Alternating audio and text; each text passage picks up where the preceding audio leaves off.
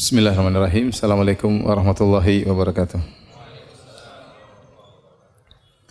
Alhamdulillahi ala ihsanih wa syukru lahu ala taufiqihi wa amtinanih wa asyhadu an la ilaha illallah wahdahu la syarika lahu ta'ziman li sya'nih wa asyhadu anna Muhammadan abduhu wa rasuluhu da'ila ridwanih. Allahumma salli alaihi wa ala alihi wa ashabihi wa ikhwanih. Hadirin dan hadirat yang dirahmati oleh Allah Subhanahu wa taala. Alhamdulillah, puji dan syukur kita panjatkan kepada Allah atas segala limpahan karunia yang Allah berikan kepada kita. Salawat dan salam semoga tercurahkan selalu kepada junjungan kita Nabi Muhammad sallallahu alaihi wasallam dan juga kepada keluarganya serta seluruh sahabat beliau dan pengikutnya yang setia hingga akhir zaman kelak. Hadirin hadirat yang dirahmati Allah Subhanahu wa taala. Topik yang kita bahas pada kesempatan kali ini adalah beberapa renungan dan nasihat kepada orang-orang yang mereka sedang bersedih. Sungguhnya kehidupan dunia ini berisi dengan ujian. Dan Allah Subhanahu wa taala telah menekankan hal ini dalam banyak ayat. Ya, linabluwahum ayyuhum ahsanu amala. Kata Allah Subhanahu wa taala, sungguh alladzi khalaqal mauta wal hayata, Allah yang telah menciptakan kematian dan kehidupan buat apa? Liyabluwahum ayyuhum ahsanu amala, untuk menguji mana di antara mereka yang amalnya yang terbaik. Ya, Allah juga berfirman, hal ata 'alal insanu hina minad dahri lam yakun syai'an madhkura inna khalaqnal insana min nutfatin amsyajin nabtalih. Ya, sungguh kami menciptakan manusia dari nutfah, dari air mani, buat apa? Nabtalih, untuk mengujinya. Jadi memang Allah ciptakan kita untuk diuji. Karenanya seorang di atas muka bumi ini harus sadar bahwasanya dia diciptakan untuk diuji oleh Allah Subhanahu wa taala. Maka semua orang diuji, tidak ada seorang pun yang tidak diuji oleh Allah Subhanahu wa taala. Dan kita tahu semua orang pernah bersedih atau sebagian mereka sedang bersedih, Tapi kalau semua orang pernah bersedih, semuanya pernah bersedih. Tidak ada yang pernah luput dari kesedihan. Dengan ujian yang bermacam-macam. Ada orang diuji berkaitan dengan hartanya, diberi ekonomi yang sulit, penuh dengan hutang, dililit hutang. Ada orang diuji dengan badannya, cacat atau sakit-sakitan atau tubuh yang tidak sempurna.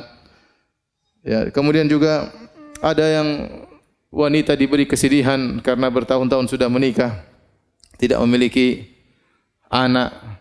Sementara wanita yang lain juga sedih, memiliki anak yang banyak tapi selalu menyusahkan dia, nakal, merepotkan dia. Sebagian wanita terus menangis, sudah mencapai usia tua, tidak mendapatkan suami. Sementara banyak wanita yang menangis mendapati suami yang selalu menyesakkan hatinya, selalu memukulnya, selalu menyedihkannya. Dan demikianlah namanya ujian, beraneka ragam, menimpa satu dengan yang lainnya. Tapi memang berbeda-beda, ada yang ujiannya sedikit dan ada ujiannya banyak. Tetapi semua orang diuji oleh Allah Subhanahu wa taala. Dan siapapun orangnya, mau kaya atau miskin, pasti diuji, Sebagaimana sering saya sampaikan, bukan hanya orang miskin yang diuji, bukan hanya orang miskin yang bersedih. Orang kaya, para pejabat, para penguasa, mereka juga diuji, mereka juga bersedih. Bukan cuma kita saja yang menangis. Bahkan orang-orang terkenal, orang-orang yang mungkin dicari-cari oleh orang tersohor, mereka pun menangis. Bisa jadi tangisan mereka lebih banyak daripada kita.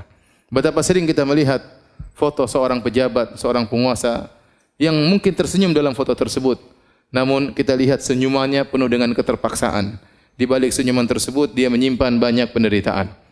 Oleh karenanya, siapapun orangnya di dunia ini pasti diuji, pasti diuji. Baik orang yang soleh maupun yang tidak soleh. Terlebih lagi Allah menjanjikan orang-orang yang beriman dengan ujian yang lebih berat. Kata Allah Subhanahu wa taala, Alif Lam Mim ahasiban nasu ayyutraku ayyaqulu amanna wa hum la yuftanun. Wa laqad fatanna alladhina min qablihim fala ya'lamanna Allahu alladhina shadaqu wa la ya'lamanna al-kadhibin. Kata Allah Subhanahu wa taala, Alif Lam Mim. Apakah manusia dibiarkan mereka berkata beriman sementara mereka tidak diuji? Sungguh kami telah menguji orang-orang sebelum mereka agar Allah tahu mana yang imannya benar dan mana yang imannya dusta. Ya. Am hasibatum an tadkhulul jannata wa lamma ya'tikum mathalul ladzina khalau min qablikum massathumul ba'sa'u wad-dharra'u wa zulzilu. Apakah kalian menyangka kalian akan masuk surga sementara belum datang kepada kalian ujian yang pernah menimpa orang-orang sebelum kalian? Mereka ditimpa dengan penderitaan, dengan kesusahan, digoncang oleh Allah Subhanahu wa taala. Jadi orang yang beriman justru dijanjikan ujian oleh Allah Subhanahu wa taala. Demikian juga dalam hadis kata Nabi sallallahu alaihi wasallam, waktu Nabi ditanya ayun nasi asyaddu bala'an? Ya Rasulullah, siapakah orang yang paling berat cobaannya? Maka Nabi sallallahu alaihi wasallam mengatakan asyaddu nasi bala'an al-anbiya. Orang yang paling berat ujiannya adalah para nabi. Tsumma salihun, kemudian orang-orang saleh. Tsummal amsal fal amsal, kemudian selanjutnya dan selanjutnya. Yubtala rajulu ala qadri imanihi. Seorang diuji berdasarkan kadar keimanannya. In kana fi imanihi salabatun zida fi balaihi. Kalau ternyata imannya kokoh, tegar, Allah akan tambah ujiannya. Wa in kana fi imanihi riqqatun khuffifa anhu. Kalau ternyata imannya lemah ketika diuji, maka Allah akan ringankan ujiannya. Subhanallah, Allah mentakdirkan Nabi SAW adalah orang yang paling banyak ujiannya. Ujian dalam segala bentuk ujian. Ya.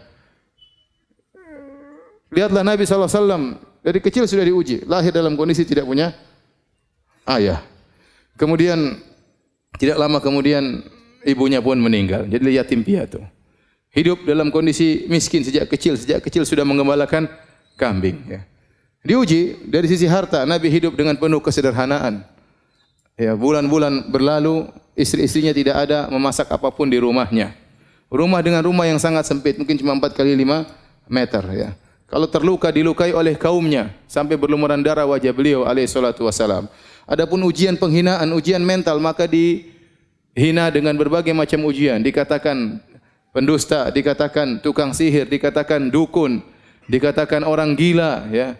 Dikatakan memutus silaturahmi, segala ya julukan yang terburuk yang ada di zaman itu ditempelkan kepada Nabi sallallahu alaihi wasallam. Kalau dikatakan ujian tentang kehilangan orang yang dicintai, maka Nabi diuji dengan meninggalnya Khadijah radhiyallahu taala anha, istri yang sangat dia cintai, yang 25 tahun hidup bersama Nabi, tidak pernah mengangkat suara di hadapan Nabi sallallahu alaihi wasallam. Bagaimana tempat curhatnya selama ini, kemudian Nabi ditinggal oleh Khadijah radhiyallahu taala anha di saat-saat Nabi lagi membutuhkan tempat untuk curhat.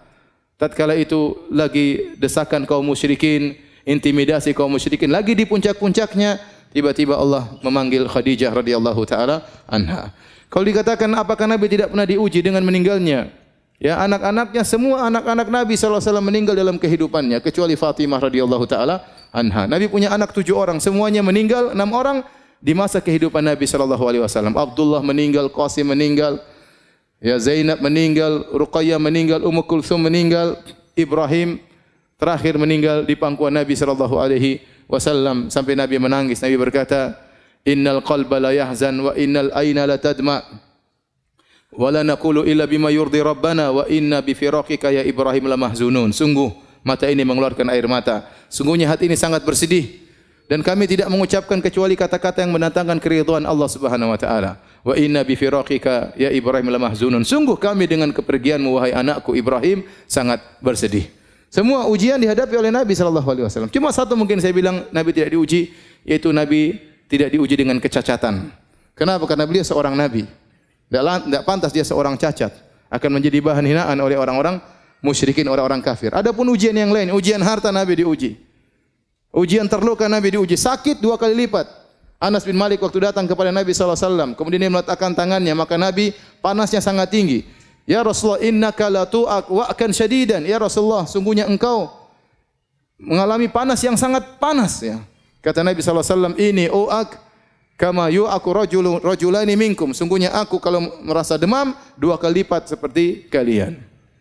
Ya, Nabi diracun, ya, sampai Nabi SAW meninggal karena bekas racun yang diberikan oleh wanita Yahudi tatkala di Khaybar. Ya, selama 3 tahun atau 4 tahun Nabi mengalami sakit racun tersebut. Puncaknya tatkala Nabi SAW tahun 11 Hijriah, baru kemudian Nabi SAW meninggal akibat racun yang sudah terpendam hampir 4 tahun tersebut sallallahu alaihi wasallam. Oleh karenanya, waktu Nabi SAW mendatangi seorang wanita yang sedang meratapi anaknya meninggal dunia, Maka Nabi SAW datang wanita tersebut di kuburan, dia sedang meratapi anaknya. Nabi mengatakan, ya hadhihi, isbiri. Wahai fulana, bersabarlah. Wattaqillah, bertakwalah kepada Allah. Maka wanita tersebut marah, dia mengatakan, ilaika anni, pergi engkau dariku. Innaka lam tusab bi musibati. Kata wanita ini, engkau tidak merasakan apa yang aku rasakan. Engkau tidak pernah menerima musibah seperti yang aku terima. Subhanallah. Nabi bukan cuma satu anak yang meninggal. 6 orang anak meninggal dia hadapi. Ya, kemudian Nabi SAW tetap menegurnya, maka dia pun sadar. Ternyata itu Rasulullah SAW, maka dia pun minta uzur. Kata Nabi SAW, innama sabru inda sodamatil ula. Sungguhnya kesabaran itu adalah pertama kali tatkala seorang ditimpa dengan musibah. Jadi setiap kita terkena musibah, kita ingat ada orang yang jauh teladan kita, yang sangat alim, yang sangat bertakwa kepada Allah. Ternyata kehidupannya penuh dengan musibah. Dialah siapa? Rasulullah sallallahu alaihi wasallam. Ya. Oleh karenanya, hadirin dan hadirat Allah Subhanahu wa taala, ada beberapa nasihat yang ingin saya sampaikan ya pada kesempatan kali ini agar meringankan beban kesedihan yang dialami oleh kita. Karena siapa di antara kita sih yang tidak pernah bersedih? Terkadang kesedihan itu datang berkelanjutan, silih berganti ya. Yang pertama, yang harus kita sadari bahwasanya demikianlah tabiat dari kehidupan. Namanya kehidupan isinya ujian. Sebagaimana tadi saya sudah singgung di mukaddimah pengajian. Dan Allah Subhanahu wa taala berfirman, laqad khalaqnal insana fi kabad. Sungguh kami ciptakan manusia fi kabad. Yukabit, yaitu dalam kondisi susah payah. Sejak dia lahir dalam kesusahan, lahir dalam kondisi ya, keluar dalam kondisi menangis ya. Tangisan yang menyedihkan atau menyenangkan orang di sekitarnya. Ya. Kemudian setelah itu hidup dengan kepayahan, ditimpa dengan sakit, ya. Kemudian merangkak dan seterusnya. Ya. Kemudian dia pun setelah besar dia harus bekerja mencari nafkah. Ya, entah diterima pekerjaan atau tidak, belum dimarahin bosnya. Ya, harus berjalan di bawah terik matahari. Ya, namanya manusia semuanya susah. Ya.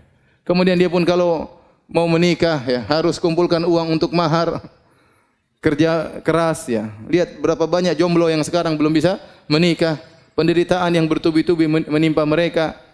Penderitaan yang belum bisa mereka hindarikan sampai sekarang. Kenapa? Tidak punya duit. Cari duit untuk cari mahar. Begitu sudah cari mahar, kemudian melamar, terkadang ditolak. Penderitaan berikutnya. Semua datang orang kepada saya, Ustaz, saya sudah melamar. Nanti kenapa belum nikah? Sudah melamar, Ustaz. Kenapa? Aduh, ditolak, Ustaz. Kasihan. Kita ngelihatnya itu sedih gitu, tapi bagaimana lagi ya? Ya. Belum lagi ternyata sudah ngelamar dapat istri, belum tentu dapat istri solehah. Ternyata istri ini ternyata bawa penderitaan, menambah amal soleh untuk bersabar. Tiap hari kerjanya ngomel, banyak tuntutan. Ternyata bisa jadi dapat mertua yang ternyata tidak baik juga, banyak menuntut, terkadang menghina, berbagai macam ujian. Ya. Kemudian punya anak-anak, dia harus berusaha ngurus anak-anak, yang ini butuh sekolah, ini butuh biaya, ini butuh ini, dia kerja keras, anak-anaknya nuntut, tidak tahu bapaknya kerja setengah mati. Itulah kehidupan. Itulah kehidupan. Di sela-sela itu dia sakit, terkadang gembira, terkadang sakit, terkadang bertemu dengan orang-orang yang dia cintai, terkadang dipisahkan dengan orang-orang yang dia cintai. Kalau dia umurnya panjang, dia akan lihat banyak orang yang dia cintai meninggal sebelum dia, dan itu kesedihan yang luar biasa. Kalau dia umurnya pendek, maka dia meninggal ditangisi oleh orang-orang di sekitarnya. Demikian kondisi kehidupan. Laqad khalaqnal insana fi kabad. Kami ciptakan manusia di atas kepayahan. Makanya Imam Ahmad ditanya, kapan seorang beristirahat? Kata Imam Ahmad rahimahullah, sampai dia menginjakkan kakinya di surga baru dia apa? Istirahat. Dalam kehidupan ini dia penuh dengan ujian, penuh dengan kepayahan, penuh dengan kesulitan. Semua orang. Ya, siapa yang tidak susah? Semuanya susah, ya. Semuanya susah. Orang kaya terkadang susah dalam kekayaannya. Ya, saya pernah ketemu kawan saya luar biasa, dia kaya. Cerita tentang perusahaan. Saya enggak jarang dengar, tapi cerita ini begini. Usaha kemudian terkadang naik turun, harga lagi turun, pusing. Ya. Kemudian kalau sudah mau lebaran mikir THR, setengah mati. Apalagi kalau ternyata pegawai 1.000 orang, THR 1.000 orang berapa orang? Berapa duit? Orang-orang pegawai yang miskin-miskin pada senang mau lebaran. Dia yang mau kasih gaji setengah mati. Jadi masing-masing ada ujiannya. Ya.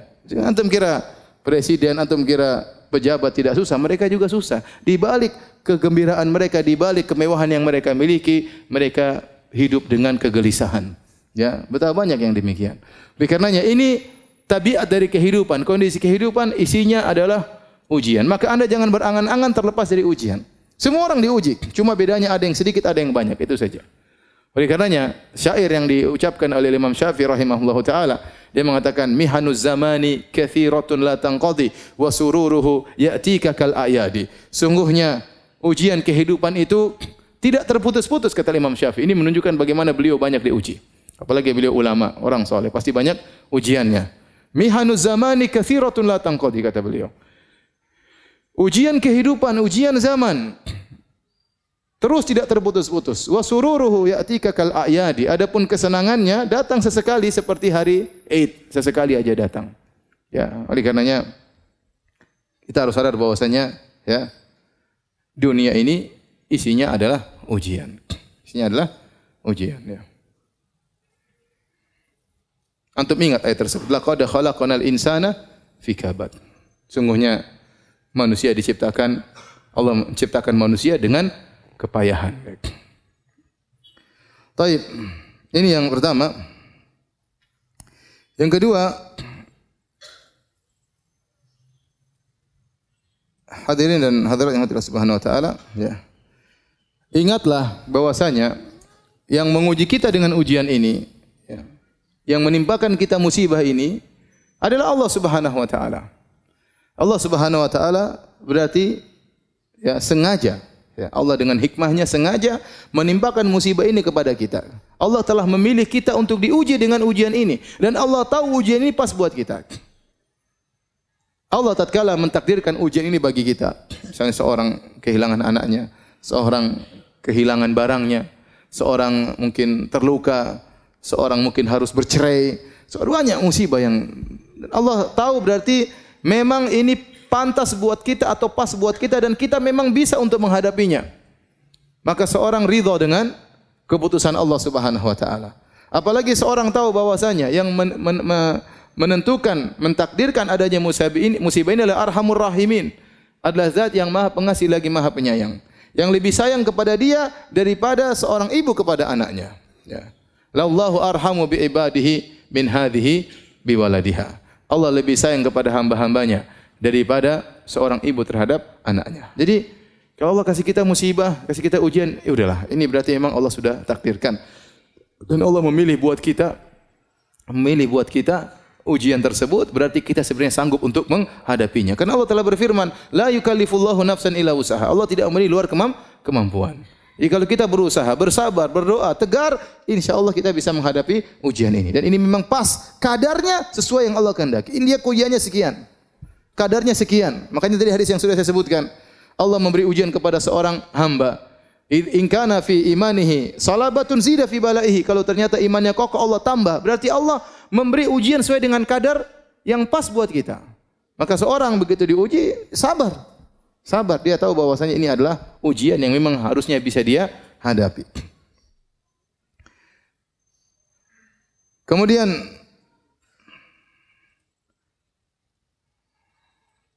dia harus sadar bahwasanya ujian yang datang kepadanya, ya, bukan untuk membinasakannya, tetapi adalah untuk mengujinya agar Allah melihat bagaimana dia menghadapi ujian tersebut, ya. Allah tidak membinasakannya. Allah kasih dia ujian. Ya, kalau kita diberi ujian bukan untuk membinasakan kita, tapi untuk kita hadapi ujian tersebut. Apakah kita bisa menghadapinya atau tidak? Apakah kita bersabar sehingga kita dapat pahala ataukah kita mengeluh? Ya, berkeluh kesah sehingga kita tidak mendapatkan pahala dari Allah Subhanahu wa taala. Makanya sebenarnya mengatakan ujian itu seperti obat, ya. Memang pahit tapi harus diminum. Kalau antum tidak menghadapinya dengan kesabaran, maka antum tidak akan mendapatkan kesembuhan. Ya, pasti ada sesuatu pada diri kita sehingga Allah kasih ujian tersebut. Yang ujian tersebut fungsinya seperti obat. Ya sudah, hadapi saja. Hadapi dengan kesabaran sebagaimana kita bersabar kalau dikasih obat oleh dokter kita minum. Bahkan kalau harus diamputasi kita bersabar karena kita tahu di balik itu pasti ada kebaikan. Ini obat yang Allah berikan kepada kita, mau tidak mau inilah obat. Maka hadapi, minumlah obat tersebut yang pahit tersebut. yang tidak enak tersebut agar kita bisa mendapatkan kesembuhan dari penyakit yang sedang kita hadapi. Kemudian di antara hal yang perlu kita ingat, Allah kasih kita musibah, ya. Allah kasih kita ujian. Di antara hikmahnya agar Allah ingin melihat seorang hamba beribadah dengan berbagai macam model ibadah.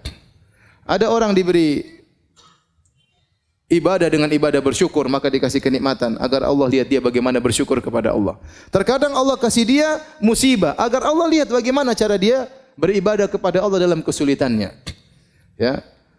Dan betapa banyak ibadah yang muncul tatkala orang dalam penderitaan yang tidak mungkin dilakukan oleh seorang yang sedang menghadapi kenikmatan, mendapati kenikmatan. Coba antum bayangkan seorang tatkala sedang diuji, hatinya benar-benar terenyuh kepada Allah Subhanahu wa taala. Harapannya hanya kepada siapa? Allah Subhanahu wa taala. Kalau dia berdoa dia menangis. Yang itu mungkin tidak didapatkan oleh orang-orang yang dapat kesenangan. Ya. Seorang kalau dalam kenikmatan mungkin dia salat sekedar mau nangis, apa yang mau dia tangisi? Apa yang mau dia tangisi? Sampai seperti ada lelucon ya. Ada seorang imam di Mekah.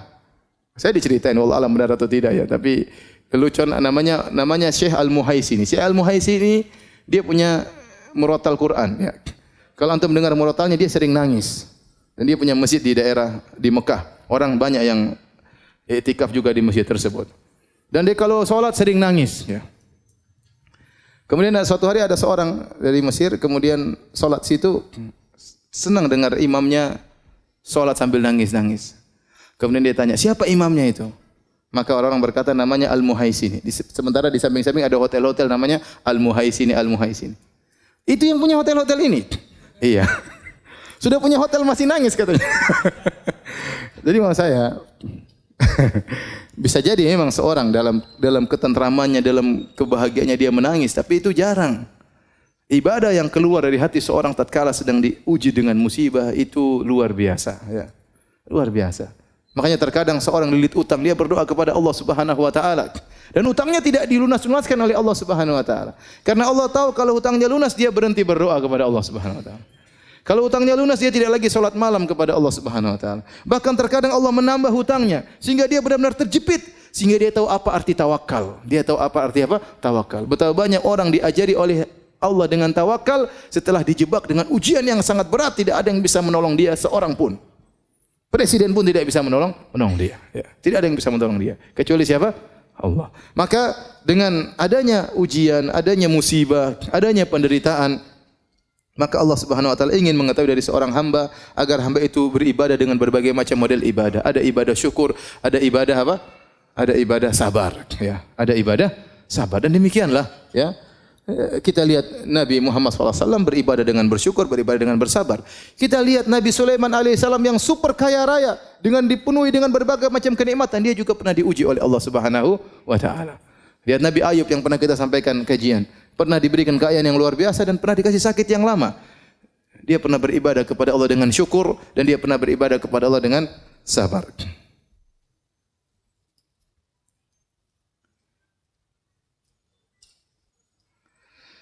Kemudian ingat, jika Anda diuji oleh Allah Subhanahu wa taala, Anda bersabar, maka sungguhnya Anda dalam kebaikan.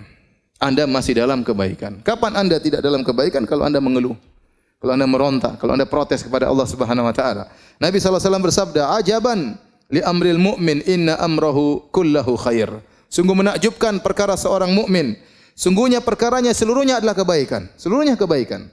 Wa laisa dzalika li ahadin illa lil mu'min. Dan ini tidak mungkin kecuali hanya kepada seorang mukmin. Seorang mukmin yang selalu dalam kondisi baik. Dan ini tidak mungkin dilakukan kecuali oleh seorang mukmin. In asabatu sarra syakara fakana khairal lahu. Kalau dia mendapati kesenangan-kesenangan maka dia bersyukur dan ini baik baginya. Wa in asabathu dharra, dan jika dia diuji dengan penderitaan, sabara, maka dia bersabar. Fakana khairal lahu, dan itu baik baginya. Oleh karenanya, jika Anda sedang diuji sementara Anda bersabar, sungguhnya Anda dalam lautan kebaikan. Kebaikan terus mengalir, argo kebaikan terus berjalan karena Anda sedang dalam kesabaran sebagaimana ya yang dijelaskan dalam hadis tersebut.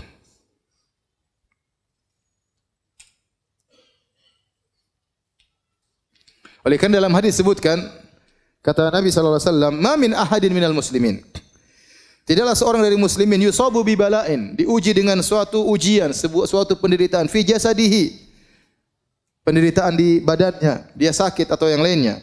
Illa amarallahu ta'ala al-hafazata alladhina yahfazunahu. Kecuali Allah akan perintahkan kepada malaikat al-hafazah, para penjaga, para pencatat amalan-amalan hamba. Uktubu li abdi fi kulli yaumin wa lailatin mithla ma kana ya'malu minal khair.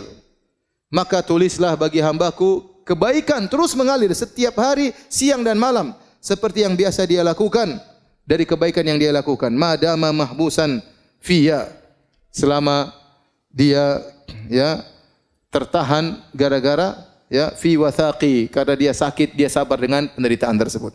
Jadi seorang kalau bersabar, saya katakan tadi, argo pahalanya jalan terus. Argo pahalanya jalan terus, ya sudah. Kapan Anda mengeluh, kapan Anda protes kepada takdir Allah Subhanahu wa taala, maka argonya berhenti. Argonya berhenti. Maka seorang kalau terbetik dalam hatinya, kenapa tidak selesai-selesai? Lawan itu dari iblis, itu dari setan. Lawan. Yakin bahwasanya kadarnya Allah tahu.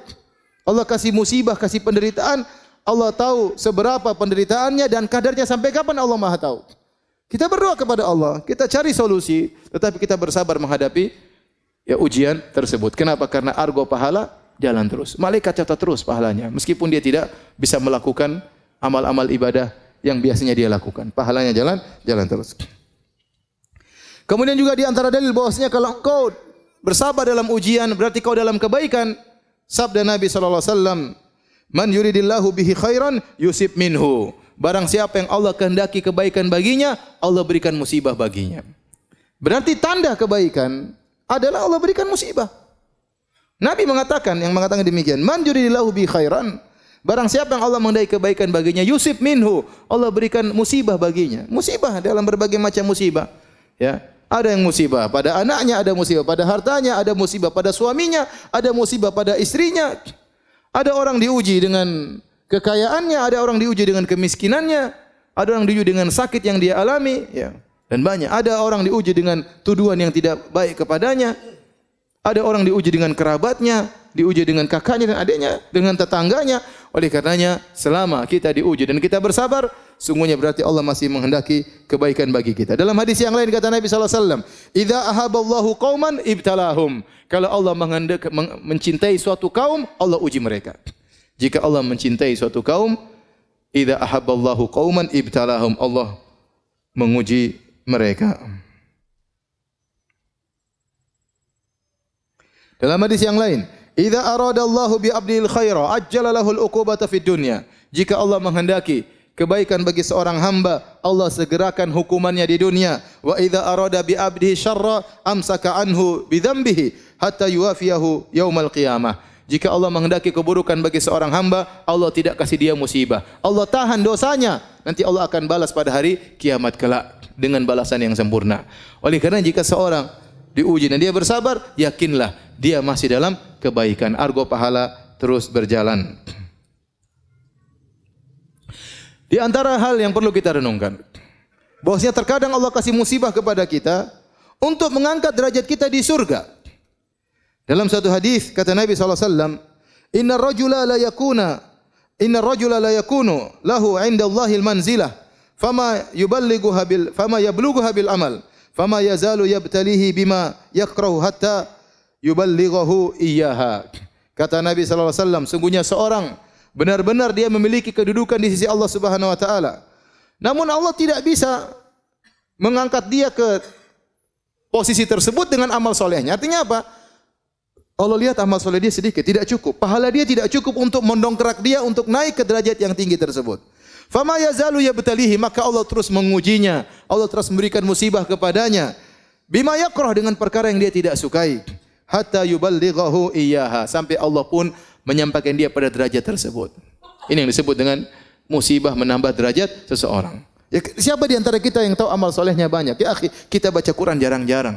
Ya kita salat malam jarang-jarang. Itu pun salat malam dalam kondisi ngantuk-ngantuk. Sedekah masih pelit. Berbakti sama orang tua juga jarang-jarang. Baik sama istri pun tidak banyak. Perhatian sama tetangga kurang. Zikir juga lisan tidak pernah basah dengan zikir kepada Allah Subhanahu wa taala. Ibadah kita kurang. Kalau kita mau kita kalkulasi ibadah kita sangat sedikit. Terus kita ingin mendapat derajat yang tinggi, tidak ada cara lain kecuali dengan dikasih musibah. Di balik musibah tersebut banyak ibadah-ibadah yang mau tidak mau kita lakukan.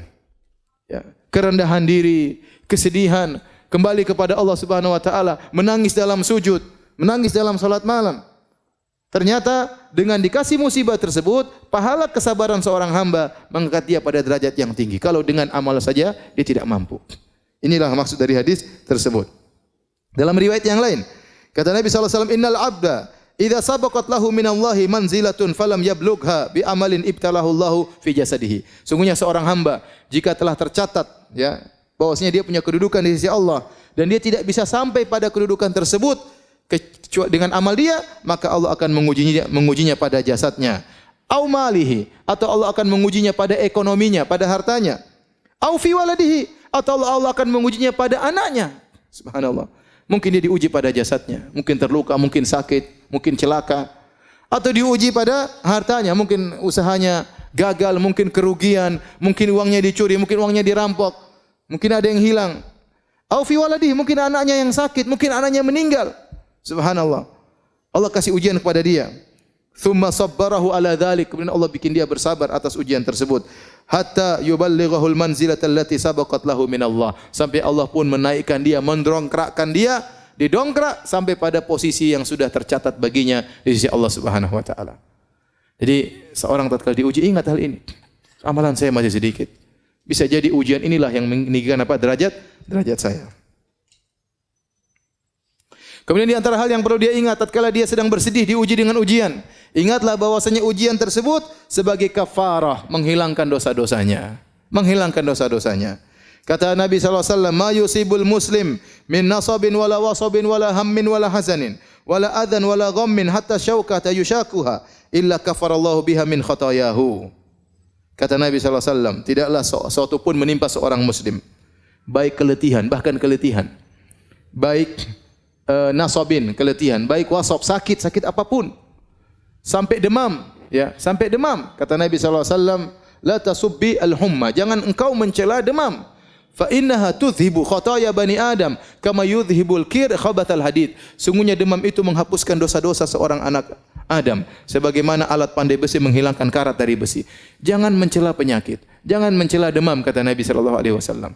Jadi seorang letih, seorang sakit, ya, wala hazanin, kemudian juga kesedihan yang menimpanya, ya, sampai wala hammin, ya, ham itu kekhawatiran tentang di kemudian hari, gimana nanti besok, bagaimana lusa, bagaimana tahun 2000 sekian, bagaimana anak saya kalau sudah besar. Kekhawatiran ini pun ini kesedihan. Kalau hazan, kesedihan tentang masa lalu. Kalau hammin, kegelisahan, kesedihan tentang masa depan yang dikhawatirkan. Ini juga menghapuskan dosa-dosa. Wala adzan, dan juga gangguan orang yang orang berikan kepada dia. Dia dizalimi, dia diganggu, dikata-katain, dituduh yang tidak, digibahi. Ini semua penghapus dosa. Wala ghammin, kegelisahan. Seorang muslim terkadang tidak jelas, tahu-tahu dia gelisah. Tahu-tahu ada hatinya lagi tidak tenteram, tidak tahu kenapa. Ketahuilah itu penghapus dosa-dosa. Wala syauka yushakuha, bahkan duri yang mengenai tubuhnya, kecuali Allah akan menghapuskan dosa-dosanya. Maka seorang bersabar, ya, tatkala, ya, diberi ujian oleh Allah Subhanahu wa taala. Ya, sampai dalam hadis disebutkan sampai dia diuji oleh Allah terus, sampai dia berjalan di atas muka bumi tidak ada dosa sama sekali. Berjalan dengan santai, tidak ada satu dosa pun yang ada di tubuhnya. Kenapa? Selama ini dia bersabar tatkala diuji oleh Allah Subhanahu wa taala. Terkadang orang, ya ikhwan, diuji dengan berbagai macam ujian, dari ujian satu ke ujian yang lain. Dan itu yang dialami oleh Nabi sallallahu alaihi wasallam. Terkadang orang dikasih uji dengan satu ujian. Karena kalau Allah tahu dia mampu menghadapi ujian ini. Kalau dikasih ujian lain mungkin dia tidak mampu. Ya sudah, Allah kasih dia misalnya kesulitan ekonomi terus sampai dia meninggal dunia. Itu ujian yang bisa dia hadapi. Dia sabar. Ada orang dikasih misalnya cacat atau dikasih sakit. Ujian terus bertahun-tahun sampai dia meninggal dunia. Allah tahu ini ujian yang bisa dia hadapi. Inilah yang bisa mengangkat derajatnya. Ini yang bisa menghapuskan apa? Dosa-dosanya. Ya akhi, sekarang kita banyak dosa. Saya sering sampaikan kalau zaman dahulu orang ingin tidak berdosa gampang. Tinggal dalam rumah tidak berdosa. Sekarang dalam rumah juga berdosa. Sendirian juga berdosa. Selama pegang HP berdosa. Kalau internet mati baru tidak berdosa. Kamu internet mati apa yang mau dilihat? Enggak ada. Mau gibah enggak ada teman gibah kalau sendirian. Mau dengar berita gibah pun tidak bisa. Ya. Mau tulis status komentar sana komentar sini pun tidak bisa. Mau riak dengan status enggak bisa. Sudah. Tapi sekarang dimanapun seorang bisa bermaksiat. Selama sinyal masih nyala bisa bermaksiat. Nah, ini kesempatan Allah kasih ujian menghapuskan dosa-dosa kita. Kita tidak minta kepada Allah, ya Allah ujilah saya. Jangan. Kata Nabi SAW, la tatamannau liqa'al adu. Jangan kalian berangan-angan untuk bertemu dengan musuh. Fa idza laqitumuhum fasbiru, fathbutu. Kalau ketemu dengan musuh sabar. Kita tidak minta diuji, tapi kalau Allah kasih ujian kita bersabar. Karena ujian tersebut menghapuskan dosa-dosa. Ujian apapun ya, ujian apapun. Sedih, gelisah, kekhawatiran, takut, jengkelan ya. Pulang ke rumah diomelin istri, itu menghapus dosa-dosa. Alhamdulillah. Kenapa Mas? Alhamdulillah. Bilang Mas, alhamdulillah. Semua omelanmu, semua teriakanmu menghapuskan dosa-dosaku. Kalau aku bersabar ya. Kalau enggak bersabar tambah dosa. Coba ini tadi hadisnya. Ma yazalul bala'u bil mu'min. Senantiasa ujian menimpa seorang mukmin wal mukminah dan juga seorang wanita mukminah fi nafsihi wa waladi wa malihi. Allah kasih ujian ini berganti-ganti ujiannya. Bayangkan, senantiasa ujian menimpa seorang mukmin atau seorang mukminah fi nafsihi, pada badannya, pada hatinya sakit, sedih. Waladihi, mungkin diganti lagi pada anaknya. Wa malihi, anaknya sudah, hartanya juga kena. Hatta yalqallaha ta'ala wa ma alaihi khati'ah, sampai dia bertemu dengan Allah, tidak ada satu dosa sedikit pun yang dia bawa. Ini menunjukkan musibah ya, menghapuskan dosa-dosa.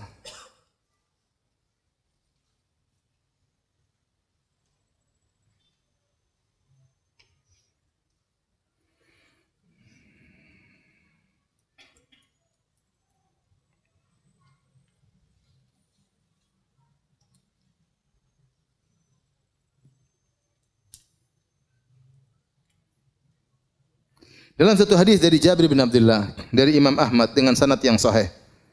Innal humma ista'dzanat ala Rasulullah sallam. Demam datang menemui Nabi sallallahu alaihi wasallam, minta izin kepada Nabi sallallahu alaihi wasallam. Ini kekuasaan Allah. Datang demam. Kemudian Nabi bertanya, "Man hadhihi?" Siapa ini yang minta izin? Kata demam Ummu Mildam, dan itulah kunyahnya demam, humma. Maka fa amara biha ila ahli Quba. Maka Nabi perintahkan dia untuk pergi ke penduduk kota Quba agar mereka yang ditimpa dengan demam. Falaqu minha ma ya'lamullah. Maka mereka pun ditimpa dengan demam karena Nabi mengarahkan demam tersebut untuk menimpa penduduk Quba. Fasyaku dzalika ilaihi. Maka mereka pun mengeluh kepada Nabi sallallahu alaihi wasallam, "Ya Rasulullah, kami ditimpa demam." Mereka sakit penduduk kota Quba. Di Madinah dan Quba ya. Penduduk kota Quba. Maka Nabi berkata, "Ma syi'tum, in syi'tum an ad'ullaha lakum fayakshifaha ankum wa in syi'tum an takuna lakum tahuran." Terserah kalian wahai penduduk kota Quba. Kalau kalian berkehendak, aku akan berdoa kepada Allah agar Allah menyembuhkan kalian dari demam tersebut. Demam tersebut diangkat oleh Allah Subhanahu wa taala. Kalau kalian mau, maka demam ini akan menjadi pembersih dosa-dosa kalian.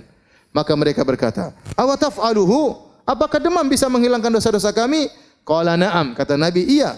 Qalu fada'ha, kata mereka, biarkan demam tersebut menimpa kami. Jadi demam menghilangkan apa? Dosa-dosa. Demam menghilangkan dosa-dosa.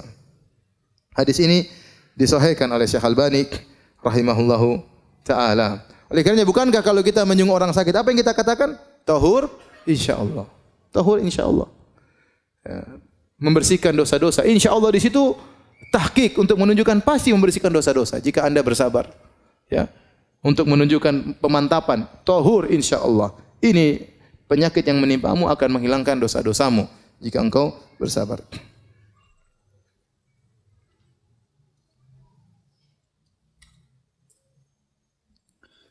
Baik.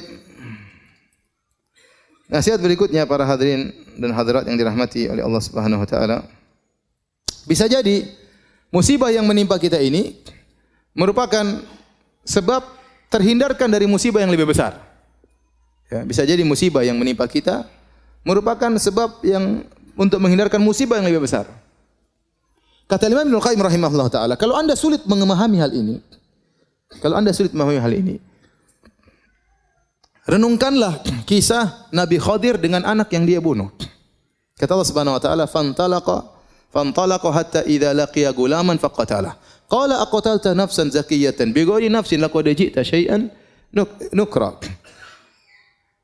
Waktu Nabi Khadir jalan Nabi Musa ketemu dengan seorang anak, kemudian dengan wahyu dari Allah maka Nabi Khadir pun membunuh anak tersebut. Nabi Musa mengingkari. Bagaimana kau bisa membunuh seorang anak yang tidak punya salah sama sekali? Kalau dia bunuh orang kita boleh bunuh, dia enggak punya salah. Maka kemudian di belakangan Nabi Khadir menjelaskan, ya. Fa ammal ghulamu fa kana abawahu mu'minaini fa khashina ayyurhiqahuma tughyana wa kufra. Fa aradna ayyubdilahuma rabbuhuma khairan minhu zakatan wa aqraba ruhma. Ya. Sungguhnya anak yang saya bunuh tersebut tentu menyedihkan kedua orang tuanya atau tidak? Menyedihkan kedua orang tuanya. Anaknya meninggal dunia. Tapi kata Nabi Khadir, sungguhnya anak ini kalau dia besar, dia akan menjerumuskan kedua orang tuanya ke dalam kekufuran. Dia akan menjerumuskan kedua orang tuanya ke dalam kekufuran. Maka kami ingin anak ini diganti. Maka anak ini meninggal dan itu musibah. Kemudian Allah menggantikan dengan anak yang lebih baik. Ini dijadikan barometer Ibnu Qayyim rahimahullah taala. Kalau Anda tidak bisa memahami musibah itu bisa menghilangkan musibah yang lebih besar, maka renungkanlah apa? Kisah ini. Renungkanlah kisah ini. Contoh kisah lain disebut oleh para ulama tentang Ahad Qadat Ubaidillah bin Ziyad. Salah seorang panglimanya Ubaidillah bin Ziyad. Tahu siapa Ubaidillah bin Ziyad? Ubaidillah bin Ziyad ialah panglima atau yang telah membunuh, yang memimpin untuk membunuh siapa? Al-Husain. Al-Husain bin Ali bin Abi Thalib radhiyallahu taala anhuma dalam bencana Karbala. Waktu dia naik di atas rumahnya, seorang panglima dari anak buah Ubaidillah bin Ziyad yang biasanya memimpin peperangan, dia naik di atas atap al-Sata kemudian dia jatuh sehingga kakinya dua-duanya patah. Maka dia dijunguk oleh seorang ulama yang bernama Abu Kilabah, muridnya Anas bin Malik radhiyallahu taala anhu. Maka dia mengatakan, insyaallah lebih baik, ya. Insyaallah ini lebih baik yang Allah takdirkan bagi engkau. Maka dia bilang, apa yang lebih baik daripada kedua kaki patah? Dia tidak tahu.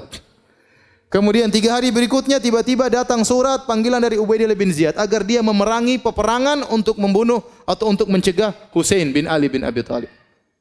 Akhirnya datanglah utusan tersebut, dia berkata, lihatlah bagaimana saya mau berangkat sementara kedua kaki saya apa? Patah. Akhirnya tidak jadi dia. 11 hari kemudian datang kabar Husain telah terbunuh. Dia bilang, rahimallahu Abu Kilabah. Semoga Allah merahmati Abu Kilabah. Benar nasihatnya. Seandainya saya tidak jatuh, saya akan pimpinan perang untuk membunuh siapa? Al-Husain. Kita tidak tahu, subhanallah. Bisa jadi musibah tersebut ada musibah yang lebih besar yang Allah hindarkan dari kita dengan terkena musibah kecil tersebut. Sebagaimana kisah yang sering saya sampaikan tentang seorang raja yang memiliki wazir, menteri yang selalu mengatakan al-khair khiratullah, yang terbaik adalah pilihan Allah Subhanahu wa taala. Kisah ini sering disampaikan oleh para ulama, saya tidak tahu akan kesahihannya. Ia seorang menteri yang selalu berkata yang terbaik pilihan Allah Subhanahu wa taala. Setiap ada orang terkena musibah dia datang, yang terbaik pilihan Allah Subhanahu wa taala. Orang terkena musibah, yang terbaik pilihan Allah Subhanahu wa taala. Sampai akhirnya sang raja tangannya terputus karena terpotong, dia datang kepada sang raja, dia berkata, yang terbaik pilihan Allah Subhanahu wa taala. Maka raja pun marah. Apa yang terbaik? Tangan saya putus, jari saya putus, kau bilang yang terbaik. Masukkan ini menteri dalam penjara. Begitu dimasukkan di penjara, dia mengatakan, yang terbaik pilihan Allah. Saya di penjara pun adalah yang terbaik. Suatu hari sang raja kemudian sedang berburu dengan menteri-menterinya, kemudian mereka berburu, kemudian mereka berburu, keasyikan berburu sampai keluar daripada daerah kekuasaannya. Sampai akhirnya dia terjebak ke suatu kaum yang mereka menyembah berhala atau menyembah arwah, dan mereka ingin menangkap orang supaya dikurbankan kepada sesembahan tersebut. Akhirnya sang raja ditangkap dengan pengawal-pengawalnya, semua ditangkap dan semuanya dibakar atau dipanggang atau dibunuh untuk arwah mereka. Ketika sang raja ingin dibunuh, tiba-tiba ada seseorang dari penyembah berhala tersebut berteriak, ini tidak pantas orang ini untuk disembahkan kepada Tuhan kita. Kenapa? Tangannya ada yang cacat jarinya. Yang cacat tidak boleh. Seperti kambing, kalau ada kambing yang luka, tidak boleh. Ada kambing yang buta, tidak boleh. Ini tidak cacat untuk jadi korban. Kalau korban harus orang yang tidak boleh cacat. Akhirnya raja tersebut disuruh pulang dan dia selamat gara-gara jarinya yang putus. Maka dia ingat perkataan menterinya, benar perkataan menteriku, yang terbaik adalah apa? Pilihan Allah Subhanahu wa taala. Maka dia segera pulang ketemu menterinya, dia mengatakan, benar perkataanmu, yang terbaik adalah pilihan Allah. Terus kamu waktu di penjara kenapa kau bilang terbaik pilihan Allah? Kata dia, kalau saya tidak di penjara, tentu saya akan ikut berburu sama Anda dan saya jadi korban. Jadi maksud saya, seorang renungkan ini kisah bisa jadi musibah, ya, mendatangkan atau menolak musibah yang lebih besar. Saya pernah dengar cerita ada seorang dia menemani orang untuk pergi ke bandara. Ya, tamu datang, kemudian dia pun menemani tamu tersebut menunggu ke bandara. Ternyata pesawat delay. Harusnya dia sudah pulang ke rumah, mungkin sudah tidur siang atau tidur malam. Saya lupa waktunya, mungkin sudah tidur malam.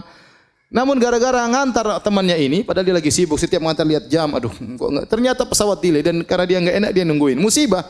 Waktu dia terbuang, pekerjaannya tertunda. Subhanallah, sampai akhirnya temannya tersebut berangkat, dia pulang ke rumah, ternyata rumahnya kecurian. Ada rampok datang masuk kemudian mengambil hartanya. Kemudian dia tambah jengkel lagi. Dia bilang, coba ini. Itu gara-gara pesawat. Coba kalau tadi saya pulang lebih cepat mungkin saya tidak kecurian. Maka ada tetangga yang negur, ya akhi, ihmadillah, pujilah Allah. Apa ada perampok datang baik-baik sama ente? Kalau ente lagi di rumah mungkin ente dibunuh sekalian. Ente bersyukur yang diambil cuma harta. Nyawa ente tidak diambil oleh para perampok tersebut. Oleh karenanya seorang kalau terkena musibah, ya dia bilang bisa jadi bisa jadi ini menolak musibah yang lebih besar. Contoh ada seorang anaknya yang dia sangat sayangi meninggal dunia. Anak ini akan memberi syafaat pada hari kiamat. Dia pikir yang baik-baik aja. Bisa jadi anak ini besar belum tentu saya bisa ngurus dia. Apalagi zaman sekarang dunia gadget, anak-anak sekarang sudah, kalau kita dengar berita mengerikan, anak SD berzina, mengerikan ya. Kadang-kadang saya malas lihat berita di situ ya. Tapi kadang lagi Google buka tahu ada berita di bawahnya mengerikan isinya. Zaman sekarang subhanallah. Zaman sekarang kita punya anak besar belum tentu bisa kita rawat, belum tentu bisa kita didik, bisa jadi bumerang bagi kita pada hari kiamat. Oleh karenanya, ya, apapun musibah menimpa kita, ya, kita bilang ini insyaallah menolak musibah yang lebih besar. Kita tahu ataupun kita tidak ketahui.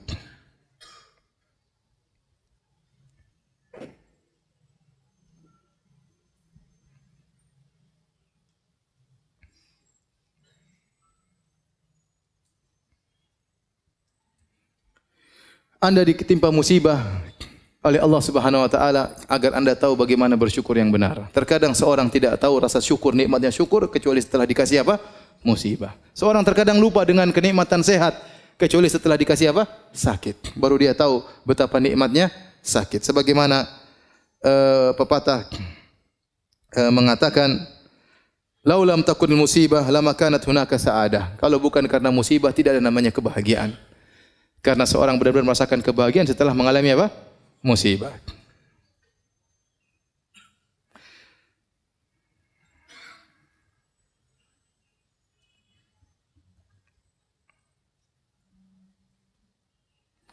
Di antara hal yang bisa meringankan seorang tatkala sedang bersedih, dia harus beriman dengan masalah takdir. Dia tahu bahwasanya seluruh yang menimpanya ini sudah ditakdirkan oleh Allah Subhanahu wa taala. Tidak mungkin dia hindari. Nabi sallallahu alaihi wasallam ya mengatakan, "Ma asabaka lam yakun liyukhti'ak wa ma akhta'aka lam yakun liyusibak." Apa yang menimpamu tidak bisa kau hindari. Dan apa yang terhindar darimu tidak mungkin menimpamu. Ini sudah pasti ya. Innallaha kataba maqadiral khalaiq qabla an yakhluqas samawati wal ard bi 50,000 sanah. Sungguhnya Allah mencatat takdir seluruh makhluk, termasuk Anda ini makhluk. Takdir Anda telah ditulis oleh Allah secara detail, masing-masing kita secara detail. Ya, dari masih nutfah sampai meninggal dunia sudah dicatat oleh Allah dengan detail dan Anda tidak akan keluar dari takdir tersebut. Ya. Bahkan Allah catat tersebut 50.000 tahun sebelum Allah ciptakan langit dan bumi, bukan sebelum 50.000 tahun sebelum ente diciptakan, enggak. 50.000 tahun qabla an yakhluqas samawati wal ard, sebelum Allah ciptakan langit dan bumi. Kata Nabi sallallahu alaihi wasallam, "Rufi'atil aqlam wa jaffatis suhuf." Pena-pena sudah diangkat dan lembaran sudah kering, tidak ada perubahan. Maka mau tidak mau Anda tidak akan bisa menghindar dari musibah tersebut. Karena musibah tersebut sudah tercatat bagi Anda. Tinggal bagaimana Anda menghadapi musibah tersebut. Kalau Anda menghadapinya dengan sabar, fa anta ma'jur, maka engkau dapat pahala. Tapi jika engkau menghadapinya dengan tidak bersabar, fa anta ma'zur, engkau dapat dosa. Tetap saja tidak terhindar. Mau diapain? Sekarang kalau ada misalnya seorang ibu anaknya meninggal dunia, kemudian dia meronta-ronta, menangis-nangis, apakah anaknya bisa hidup kembali? Enggak bisa. Percuma. Tinggal di hadapan dia, dia mau meronta-ronta, dapat dosa, dia bersabar, kesedihan ada. Nabi pun bersedih. Tapi dapat pahala. Tinggal dia pilih yang mana. Dan tidak akan merubah kondisi. Tidak akan merubah kondisi. Seandainya kalau dia meronta-ronta, menangis-nangis, anaknya hidup kembali, silakan meronta-ronta. Tapi tidak ada, tidak bisa. Sebagian ibu-ibu, subhanallah, saya dengar berita sedih sekali. Saya tahu ada seorang wanita, ya, sudah ngaji, kemudian sampai bercadar, kemudian anaknya meninggal.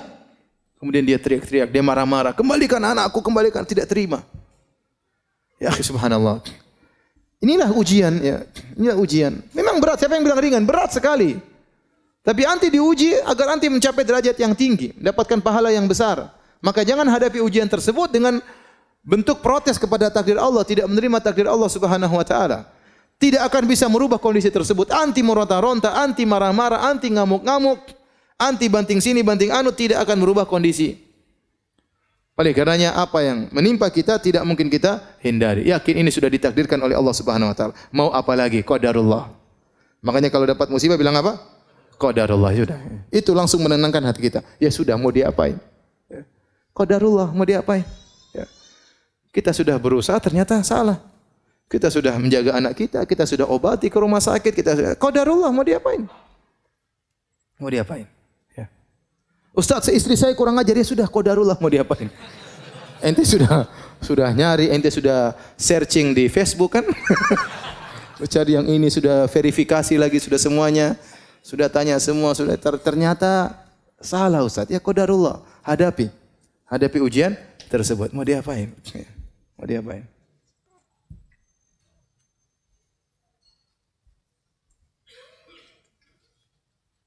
Bisa ada seorang, dia hitam, kemudian tapi dia tinggi. Kemudian dia ingin menikah dengan perempuan yang cantik, meskipun pendek putih, supaya anaknya apa? Tinggi dan putih. Ternyata qadarullah. Anaknya hitam, pendek, pesek. Ya sudah, qadarullah. Ente sudah berusaha. Apa boleh buat? Itu namanya qadarullah.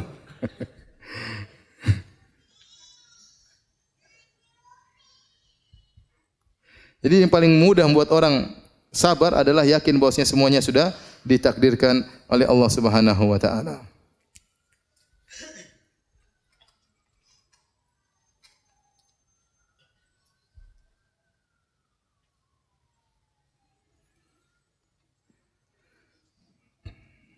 Kalau seorang tatkala ditimpa musibah, dia dapati dirinya kurang bersabar, maka latihlah dirinya untuk bersabar. Kalau dia latih dirinya untuk bersabar, dia akan bersabar. Kata Nabi sallallahu alaihi wasallam, innamal hilmu bittahallum wa innamal ilmu bitta'allum. Ya, wa man yatasabbar yusabbirhullah. Barang siapa yang berlatih diri untuk bersabar, Allah akan buat dia sabar. Tadinya merontak, ingin memberontak, ingin berteriak, sabarkan diri. Latih diri kita.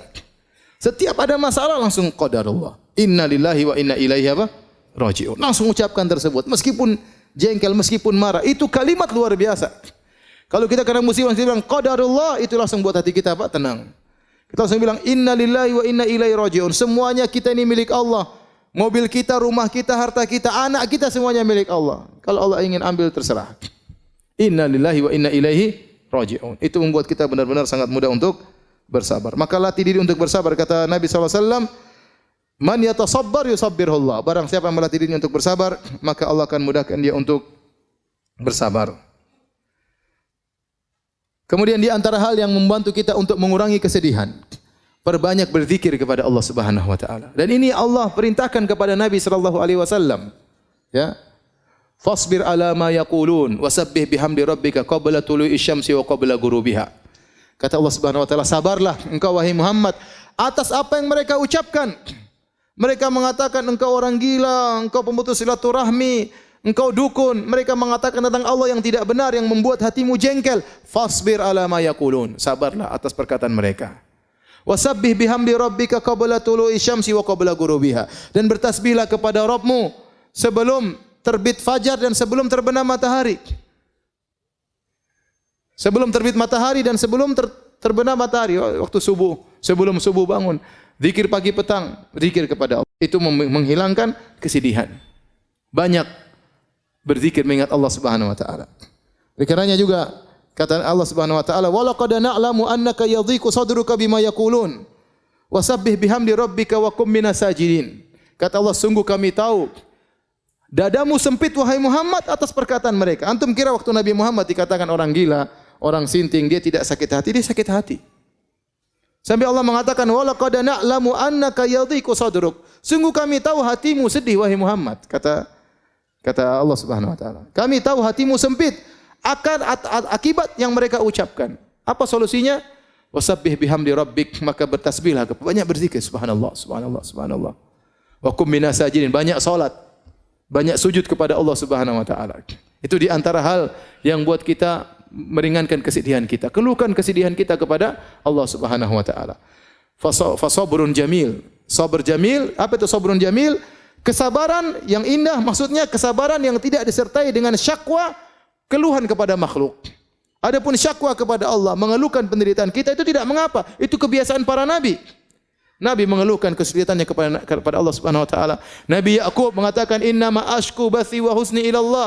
Aku mengeluhkan kesedihanku, ya kegelisahanku, penderitaanku hanya kepada Engkau ya Allah. Semua para anbiya mereka mengeluhkan kepada Allah Subhanahu wa taala. Nabi Zakaria, "Rabbi inni wahanal 'azmu minni washta'ala ar-ra'su syaiba wa lam akum bidu'aika rabbi syaqiyya." Ya Allah, aku sudah tua, tulangku sudah rapuh. Aku masih ingin punya anak. Aku tidak pernah putus asa dari berdoa kepada Engkau. Seorang tatkala ditimpa dengan kesedihan, banyak bertasbih, banyak berzikir. Ala bi dzikrillah tatmainnul qulub. Ketahuilah dengan berzikir kepada Allah, maka hati menjadi tenang. Jangan terlalu banyak syakwa kepada orang lain. Sekarang model zaman sekarang ini sedikit-sedikit mengeluh di Facebook, status berubah-ubah terus. Ini yang saya lihat, aduh. Terkadang di penuntut ilmu terkadang begitu. Terkadang ustaz begitu. Ya akhi, subhanallah, ribut sama istrinya kemudian dia perang status di Facebook. Kita yang lihat malu. Anda sedih, percuma Anda sampaikan di status, tak ada faedahnya. Keluhkan kepada Allah, bangun malam berdoa kepada Allah Subhanahu, banyak zikir, itu yang bisa menghilangkan kesedihan Anda, mengurangi kesedihan Anda. Pun Anda status, apa orang-orang belum tentu membantu. Orang mungkin malah mengejek, orang mungkin malah merendahkan ente. Anda kira dengan Anda melemparkan status tersebut, kemudian kesedihan hilang? Enggak. Kemudian setelah Anda bikin status, ente lihat lagi komentar, lebih lagi sedih lagi. Kalau enggak ada yang komentar Anda bersedih, ternyata murid-murid saya tidak ada yang perhatian sama saya. Kalau ada yang komentar, ente bersedih juga. Belum ada balasan status lain, waduh repot. Ngapain kita seperti itu? Ente ingin hilang kesedihan, berzikir kepada Allah Subhanahu wa taala. Sebagian ibu-ibu seperti itu, statusnya menunjukkan penderitaan terus. Tahu-tahu status ada jantung berbentuk love terbelah dua, subhanallah. Ada apa Kenapa begini? Kenapa jantungnya terbelah dua? Menimbulkan banyak pertanyaan. Ya. Repot ya. Banyak ya. Nanti status macam-macam ya Allah. Jangan mengeluh kepada manusia, rugi. Betapa banyak berharap kepada orang, dia akan kecewa. Mengeluh kepada manusia tidak ada yang dia dapatkan. Tidak ada solusi. Paling mereka mengatakan sabar. Sabar. Hidup juga ujian. Saya juga sudah tahu. Ya udah tahu, sabar makanya. Ngapain ngeluh sama manusia? Hati-hati ibu-ibu yang suka rubah-rubah status ibu-ibu nih. Jangan. Sedikit status, foto profilnya diganti-ganti, jangan. Kalau terkena musibah, sedih, banyak berzikir, banyak baca Quran. Quran itu syifa, obat. Ya. Orang kalau baca Quran, apa dalam doa Nabi sallallahu alaihi wasallam, Allahumma doa melanggasin anta ja'al Qur'ana rabi'a sadri wa ya Allah, jadikan Al-Qur'an sebagai penyejuk hatiku, ya. Kemudian menghilangkan kesedihanku dan menghilangkan wa dhahaba gumumina wa ahzanina, menghilangkan kegelisahan, kesedihan. Di antaranya baca Al-Qur'an.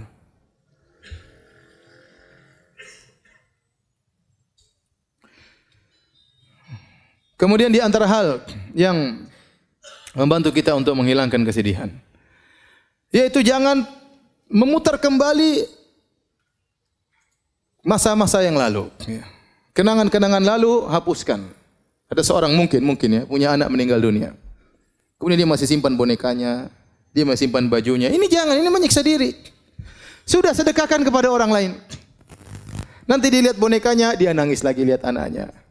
Lihat sepedanya, dia nangis lagi lihat apa? Anaknya. Jadi itu terjadi. Sudah itu semua barang kasih orang. Jangan mencoba untuk mengingat masa lalu yang menimbulkan kesedihan, karena itu diingin oleh setan. Ya.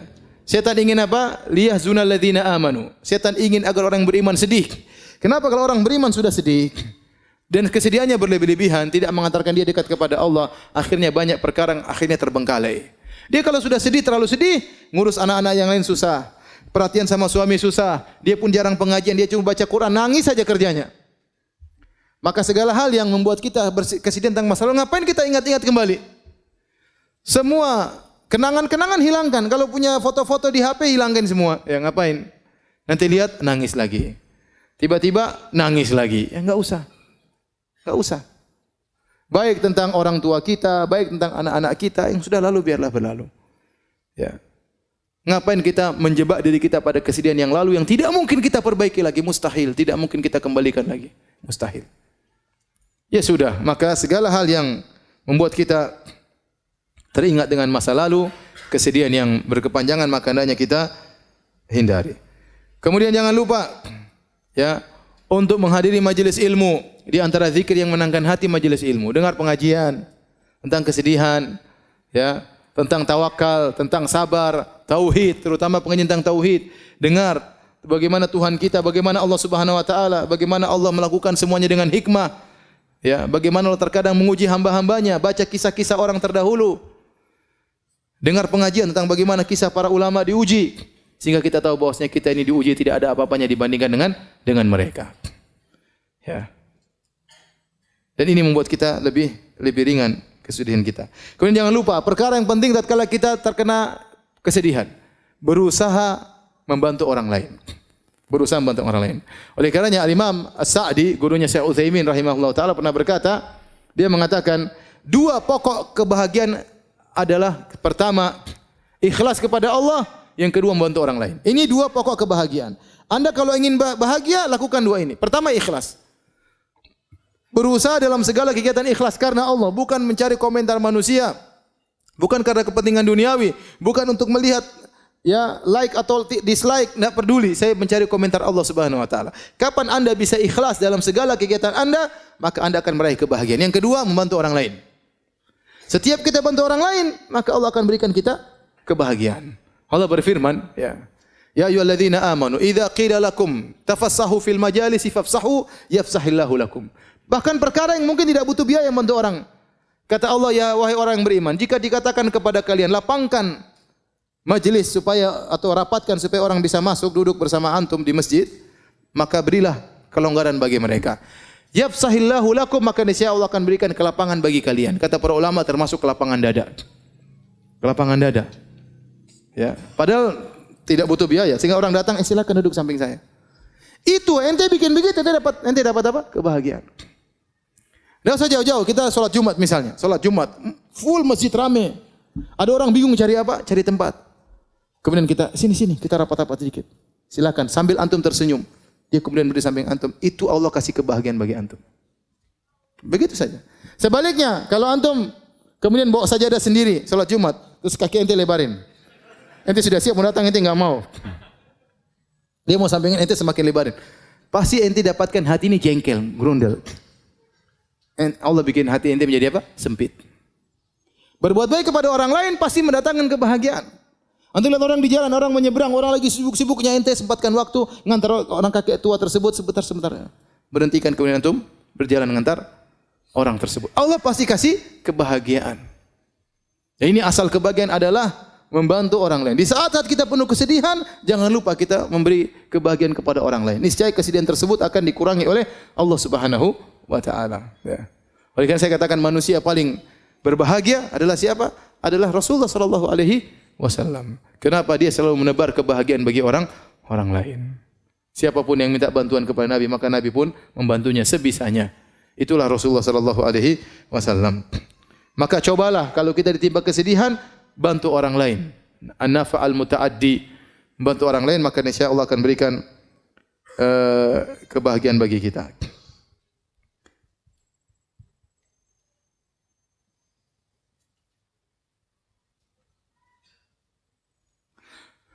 Kemudian aku lagi sedih.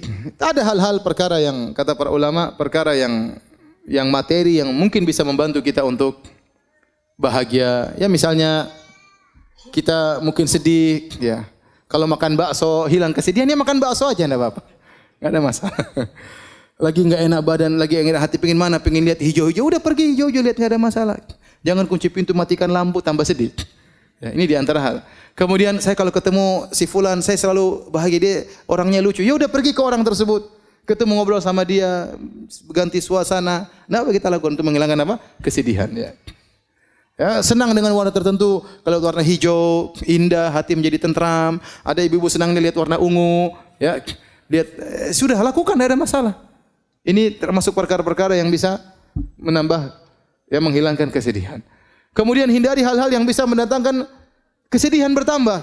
Contoh nonton berita, sukanya nonton berita kriminal. Tambah sedih enggak? Tambah sedih. Waduh, sedih. Berita tentang selingkuh, semakin sedih, ketakutan. Waduh, sudah gini suami saya selingkuh. Ketakutan luar biasa. Pelakor, apa namanya? Pelakor tadi? Pelari apa? Oh, perebut laki orang. Saya kira pelari laki orang. Perebut berita-berita seperti itu akhirnya bikin gelisah, bikin sedih. Ketemu orang yang mulutnya kotor, jangan ketemu dia. Ketemu majelis-majelis ghibah, jangan. Ini bikin kesedihan semuanya. Ganti suasana, ya. Ganti suasana. Kalau punya grup ternyata isinya berita-berita enggak enak, left, tinggalkan grup.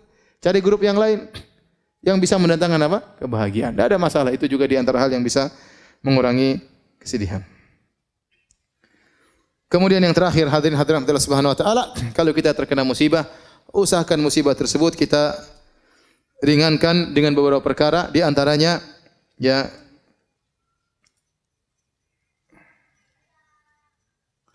ingat musibah yang lebih berat daripada yang kita alami, ya. Kalau kita terkena musibah, misalnya ada seorang tangannya terluka, kemudian dia memuji Allah, alhamdulillah. Kenapa ente memuji Allah? Alhamdulillah, bukan di lisanku. Coba kalau lidahku yang luka, bukan di mulutku, bukan di wajahku, seperti itu. Ya.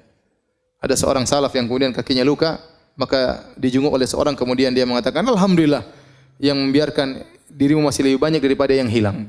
Yang hilang satu kaki, badan masih lengkap, mata masih bisa melihat, ya. Kemudian badan masih ada, ya. Masih banyak musibah yang lebih berat daripada yang kita alami. Maka dengan begitu kita menjadi lebih ringan. Seorang misalnya, maka ada seorang wanita pernah dia lagi sedih, dikasih kertas. 2. Satu kamu catat tentang apa yang diambil oleh Allah, satu kamu catat tentang apa yang Allah berikan padamu. Coba, misalnya seorang kecurian, taruhlah mobilnya dicuri sama orang. Dia isi di catatan tersebut, mobil dicuri, nilai 400 juta. Terus dia catat yang Allah berikan sama dia banyak sekali. Istri, harganya berapa istri? Mahal istri. Anak-anak ini mahal, rumah, kemudian mobil yang lain masih ada, kesehatan. Ini kalau dikalkulasikan duit banyak sekali. Iya. Banyak.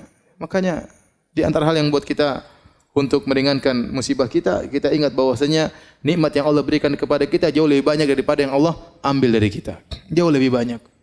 Kalau antum suruh isi kertas isi nikmat-nikmat Allah, antum tidak bakalan mampu. Terlalu banyak kenikmatan tersebut. Nikmat bisa masih mengaji, nikmat masih bisa ke masjid, nikmat masih bisa dengar pengajian, nikmat masih bisa baca Al-Quran, nikmat masih bisa sujud, nikmat masih bisa melihat berbagai keindahan. Diambil sebagian oleh Allah, tidak apa-apa. Ya sudah, itu namanya kehidupan. Hal ini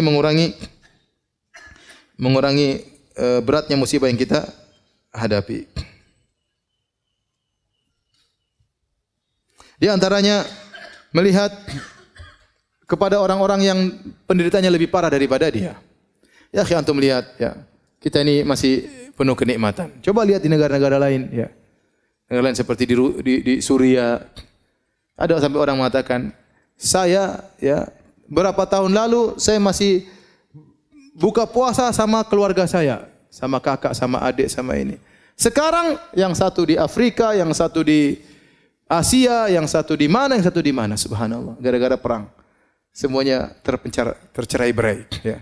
Oleh karenanya nikmat yang kita rasakan sangat luar biasa. Sekarang kita di Indonesia Masya Allah mau dakwah di mana-mana masih bisa. Masih bisa pengajian, ketemu tetangga juga masih bisa. Alhamdulillah masih banyak kenikmatan. Orang lain masih banyak ujiannya lebih berat. Maka betapapun kita terkena musibah pasti ada orang lebih berat daripada kita. Seorang yang misalnya dia tidak punya kendaraan, hanya punya sepeda. Ya lihat ke bawah masih banyak orang yang tidak punya sepeda masih jalan kaki. Lihat ke bawah lagi masih ada orang yang tidak bisa jalan kaki bahkan naik kursi roda tidak bisa jalan. Ada yang tidak bisa naik kursi roda terduduk di rumahnya enggak bisa apa-apa. Masih ada orang yang seperti itu.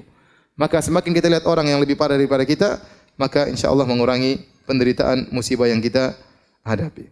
Kemudian kita selalu bertafaul, yaitu optimis bahwasanya betapapun lama musibah yang kita alami pasti ada jalan keluar. Inna ma'al usri yusra. Pasti ada jalan keluar. Di balik kesulitan ada kemudahan. Namanya mendung tidak selalu mendung. Namanya musim panas tidak selalu musim panas. Akan datang musim apa? Dingin. Ya, tidak selama musim kemarau. Musim kemarau semakin parah. Penghujungnya adalah musim apa? Penghujan. Kegelapan yang semakin gelap kegelapan menuju kepada terbitnya fajar. Jadi maksud saya, kita senantiasa optimis ya. Namanya begitulah kehidupan. Nanti akhirnya kesedihan-kesedihan tersebut jadilah tinggal cerita. Dulu begini ya. Dulu begini. Ya, bahwasanya musibah tersebut tidak akan selama-lamanya. Dan itulah tabiat daripada kehidupan, datang kesedihan, datang kesenangan. Taib hadirin dan hadirat Allah Subhanahu wa taala, inilah yang bisa saya sampaikan ya. Bahwasanya tatkala kita dikasih musibah kita bersabar. Sampai ada seorang penyair berkata, sungguhnya Allah menyiapkan istana di surga. Yang istana tersebut isinya adalah kesedihan. Isinya adalah kegelisahan, dipagari dengan penderitaan yang bisa masuk hanya dengan membawa kunci kesabaran. Oleh karenanya seorang ya dunia ini tidak ada yang tidak diuji, ya antum diuji, ustaz juga diuji, ujian berbeda-beda ya. Ujian berbeda-beda. Tidak ada yang tidak diuji oleh Allah Subhanahu wa taala, tinggal bagaimana kita menghadapi ujian tersebut. Terkadang ada ujian yang sama dihadapi oleh dua orang, yang satu dengan tentram, yang satu penuh penderitaan, gelisah menangis, yang satu dengan tentram menghadapinya. Kenapa? Imannya berbeda. Imannya berbeda. Padahal ujiannya sama. Wallahu a'lam bishawab. Kalau ada yang bertanya saya persilahkan.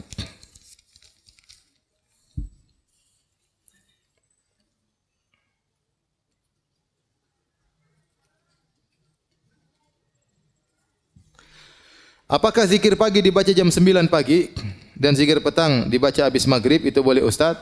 Asalnya zikir pagi dibaca sebelum terbit matahari. Sebelum terbit matahari. Dan asalnya zikir petang dibaca sebelum terbenam matahari. Menjelang terbenam matahari terbaik. Tapi kalau memang ada halangan, maka tidak mengapa. Karena waktu al-masa, petang secara bahasa Arab, mencakup di malam hari. Mencakup di malam hari. Terutama doa-doa yang ada zikir yang ada doanya. Semakin kita cepat baca doa, semakin apa? Semakin baik. Semakin baik. Ya, oleh karenanya dibaca sebelum terbenam matahari. Namun kalau tertunda karena ada kesibukan boleh pada maghrib, boleh juga pada isya. Demikian juga zikir pagi asalnya dibaca sebelum terbit matahari. Kalau sudah terbit matahari ingin dibaca enggak ada masalah.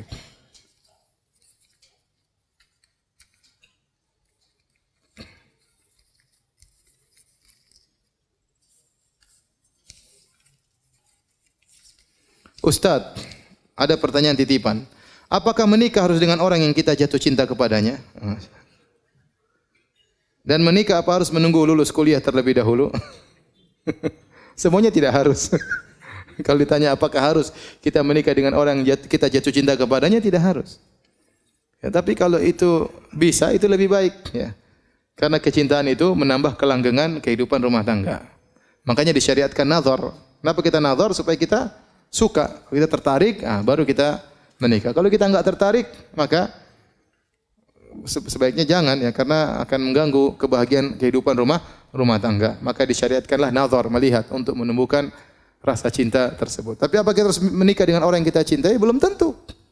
Belum tentu. Kebahagiaan tidak harus bersama dengan orang yang kita jatuh cinta kepadanya. Ya. Tapi kalau bisa kepada orang yang kita cintai itu yang terbaik. Apakah menikah harus tunggu kuliah? Tidak harus. Yang penting ente punya modal.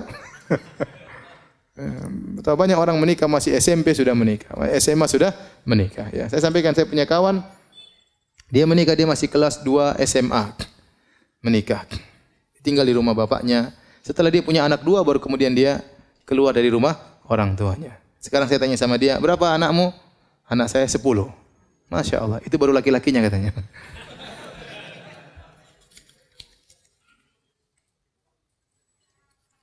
Apakah musibah dapat dicegah atau tidak? Dicegah sama sekali, sudah takdir. Kalau sudah ditakdirkan tidak akan bisa dicegah. Namun selama kita tidak tahu apa takdir kita, maka kita berusaha melakukan amalan-amalan yang bisa mencegah kita terhalang kita dari takdir yang buruk ya. Semua sudah ditakdirkan, tapi kita tidak tahu apa takdirkan kepada kita.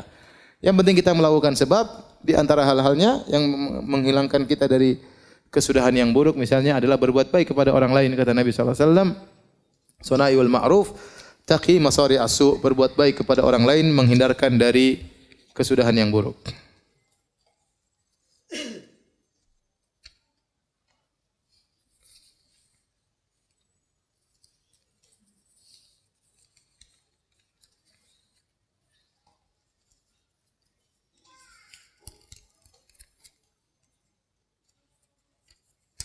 Ustadz, ana tinggal bersama ibu yang usianya 76 tahun. Ibu ana ini sangat susah sekali dikasih tahu untuk hal kebaikan. Terkadang ada di hati timbul rasa kesal atau marah dan rasanya juga ingin nangis rasanya. Apakah ini termasuk ujian berat dan bolehkah ana sekali marahi ibu ana? Jangan ya, jangan marahi ibu. Kasih tahu yang baik ya. Enggak usah dimarah-marahin ya. Memang ibu orang tua kalau sudah tua seperti itu ya. Dia kembali ada pikunnya, ada enggak ngertinya dan itulah pahala sangat besar. Makanya kata Allah, "Imma yablughanna 'indakal kibara ahaduhuma aw kilahuma." Ya, kalau keduanya sudah mencapai masa jompo, salah satunya atau keduanya, fala taqul lahuma uffin. Maka jangan berkata ah. Ah aja enggak boleh apalagi marah-marahin. Justru di masa tua itulah pahalanya besar. Kita berbakti sama orang tua, di umur apapun orang tua kita masih 50, masih 60, masih 40, kita dapat pahala. Tapi lebih khusus, pahala yang lebih besar tatkala dia sudah mencapai masa jompo. Sudah tidak bisa berbuat apa-apa, sudah mulai pikun, di situlah butuh kesabaran. Situlah pahala sangat besar bagi Anda. Oleh karenanya kalau Anda sabar, maka pahalanya sangat besar. Yang namanya orang tua seperti itu. Ya. Sama orang tua kita sabar waktu mengurus kita masih kecil. Ya, sekarang kita tahu kita ngurus anak kita enggak gampang. Anak kita dikasih tahu enggak mau dengar, ya, marah-marah terkadang, ya. Ya, terkadang dia marahin kita, anak-anak ya begitulah. Orang tua juga nanti seperti itu. Antum juga nanti seperti itu kalau sudah tua. Oleh karenanya berusaha berbakti sama orang tua. Mudah-mudahan Allah menjadikan anak-anak Anda berbakti kepada Anda.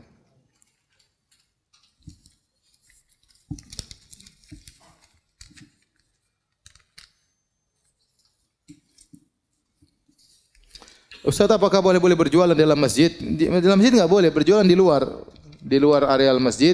Selama areal masjid adalah tempat untuk salat, maka tidak boleh, ya. Tidak boleh kalau tempat itu dipakai untuk salat, maka berarti itu dibangun untuk tempat salat, ya. Ya, adapun di luar pagar enggak ada masalah.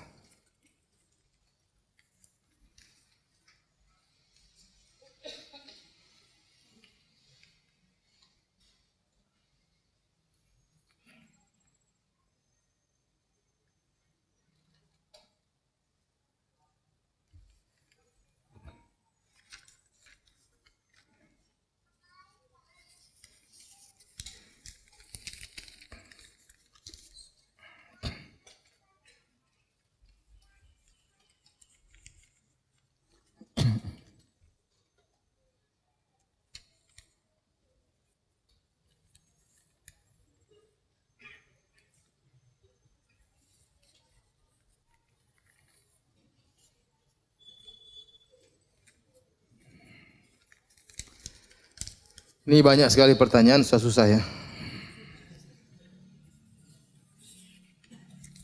Tanya sama Ustaz yang lain.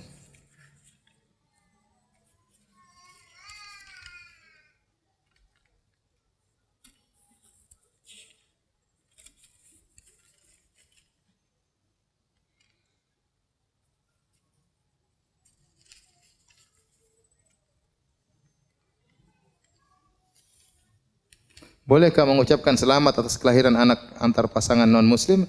Ini perkara duniawi, tidak apa-apa. Perkara dunia, kita boleh mengundang mereka makan, kita boleh ikut bahagia dan kebahagiaan mereka. Misalnya dia naik pangkat, kita bilang selamat naik pangkat, enggak ada masalah. Itu perkara apa? Duniawi.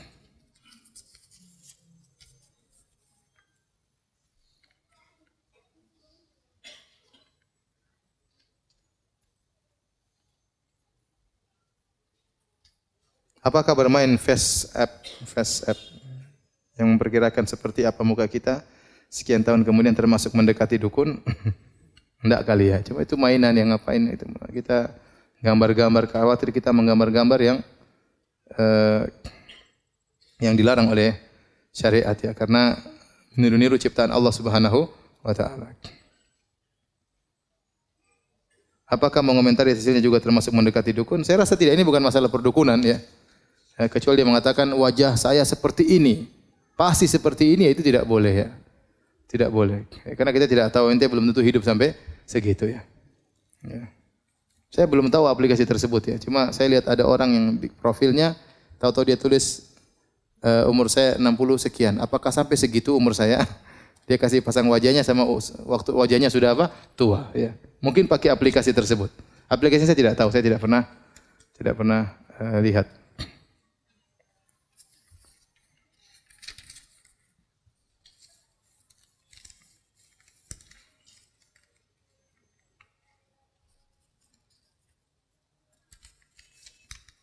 Panjang-panjang semuanya.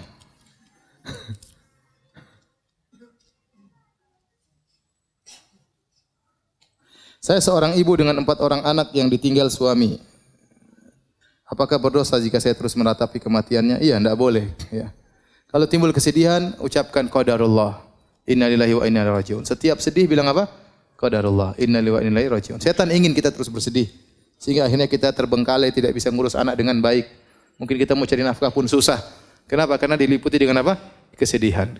Akhirnya khawatirnya kalau terus bersedih, akhirnya meratapi seakan-akan protes dengan takdir Allah Subhanahu, dan itu dosa. Kalau sudah sampai pada tahapan tersebut, maka itu apa?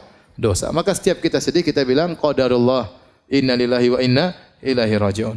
Demikian saja kajian kita. Semoga bermanfaat. Subhanakallah bihamdik, asyhadu an la ilaha illa anta, astaghfiruka wa atubu ilaik. Assalamualaikum warahmatullahi wabarakatuh.